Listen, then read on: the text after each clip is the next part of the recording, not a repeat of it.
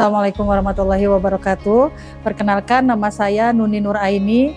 Saya berasal dari kota Tangerang, tetapi saya hijrah di Bandung dari tahun 2012. Usia saya 42 tahun. Di tahun ini saya profesi sebagai pengajar di sekolah dasar negeri. Waktu itu di tahun 2007 saya sudah pernah yang namanya operasi kista. Saya pikir kista saya sembuh dengan jalan operasi itu. 2014 perut saya mengalami sakit yang sangat hebat dan saya beranikan diri untuk periksa kembali. Dokter menyatakan bahwa saya terkena kista kembali. Bahkan dokter menyarankan saya untuk angkat rahim ketika itu. Dunia terasa gelap bagi saya. Saya sampai nangis di depan dokter karena waktu yang operasi pertama itu dokter bilang ibu sudah bersih dari kista gitu ya. Ternyata saya baru tahu selama sel indung telur kita itu masih aktif, kista masih akan kemungkinan terus dan terus ada, walaupun sudah berkali-kali operasi. Dan singkat cerita, waktu itu saya bertemu dengan teman saya ya, itu sudah saya anggap sebagai kakak saya sendiri. Kebetulan dia sudah memakai minyak faras dan mempunyai penyakit yang sama, kista juga.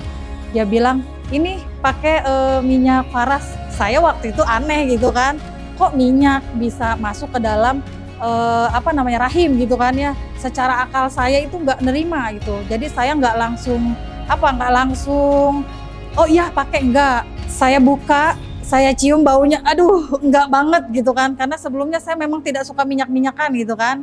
Tapi di otak saya bilang harus sembuh gitu kan. Harus sembuh, bismillah. Kok Teh Haji aja bisa sembuh, kenapa saya enggak? Akhirnya saya beranikan diri, saya balurkan. Di bulan berikutnya belum habis 1 botol, itu kurang lebih masih setengahnya lah ada. Saya sudah tidak merasakan nyeri hebat, tapi masih ada, tapi tidak nyeri hebat itulah. Berkurangnya sudah lumayan jauh gitu kan. Saya memutuskan untuk menggunakan secara rutin sesuai dengan anjuran sepanjang tulang belakang, kemudian sela-sela jari kaki, dan karena saya kistanya di rahim, akhirnya saya balurkan di bagian perut. Itu minyak selalu saya bawa. Kemanapun saya bawa, jadi ketika ada kesempatan untuk membalurkan di bagian perut itu saya balurkan lagi, dan saya balurkan lagi. Alhamdulillah sampai saat ini, terakhir saya USG itu sampai saya melakukan transvaginal di dokter kandungan, saya dinyatakan bersih dari kista. Suami saya tidak percaya, saya menceritakan ini merinding Mbak Raya, luar biasa. Di situ saya subhanallah gitu ya, alhamdulillah ikhtiar pakai minyak faras ini benar-benar membantu. Dan pada akhirnya saya kabarkan berita tentang bahwa ada loh pengobatan tanpa minum obat kita bisa disembuhkan gitu kan, perantaranya melalui minyak faras ini.